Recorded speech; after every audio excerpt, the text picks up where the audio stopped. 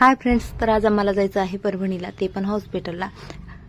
त्यामुळे मग प्रांशूला घरीच ठेवलं आणि त्याला चुकवा देऊन आम्ही निघालो होतो परभणीला. आम्ही परभणीला यासाठी जात आहेत कारण की पायातला फिरून फिरून तापही येत होता आणि त्याच्या पोटात पण सारखं दुखत होतं असं तो म्हणायचा. त्यामुळे मग म्हटलं चला आपण त्याच्या पोटाची सोनोग्राफी वगैरे करून घ्यावी असा डॉक्टरांचा सल्ला होता. त्यामुळे मग परभणीला जायचं ठरलं आणि त्यानंतर लगेचच आम्ही रेडी होऊन निघाल्याच्या नंतर बसने जायचं होतं कारण की परत म्हटलं गाडीवरचा प्रवास म्हटल्यावर त्याला परत हवा वगैरे लागणार. त्यामुळं मग बसनेच जायचं ठरलं आणि बसनेच आम्ही पाथरीमधून बाहेर पडलो आणि थोड्या वेळामध्ये आम्ही परभणीमध्ये पोहोचल्याच्या नंतर नंबर वगैरे अगोदरच टाकला होता. नंबर टाकल्यामुळे ते तरी थोडंसं आम्हाला जास्त थांबायची गरज पडली नाही आणि त्यानंतर लगेच सोनोग्राफी वगैरे करून झाली. सोनोग्राफी करून झाल्याच्या नंतर लगेच रिपोर्ट आला आणि त्यानंतर लगेचच भूकही लागली होती आणि सोनोग्राफीचा रिपोर्ट तसं नॉर्मल आला होता. त्यामुळं मग त्यानंतर लगेचच कचोरी खाल्ली कारण की कसं होतं, यांच्या मित्राला रिपोर्ट दाखवला होता आणि रिपोर्ट पूर्ण नॉर्मल असल्यामुळे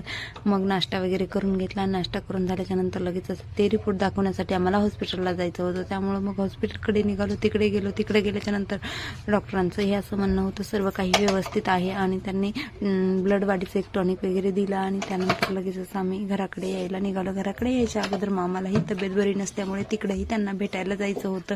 म्हणून मग लगेचच हॉस्पिटलमधून मामाला भेटायला गेलो आणि तिकडे भेटून झाल्याच्या नंतर लगेचच आम्हाला पाथरीला यायला निघायचं होतं. मग थोड्याच वेळामध्ये तिथून बसही लागली आणि त्यानंतर लगेचच आम्ही पाथरीला यायला निघालो. घरी आल्याच्या नंतर मला बघून प्रांशू खूपच खुश झाला. असा होता आजचा दिवस. चला तर मग पुन्हा भेटूया पुढच्या व्हिडिओमध्ये. तोपर्यंत बाय.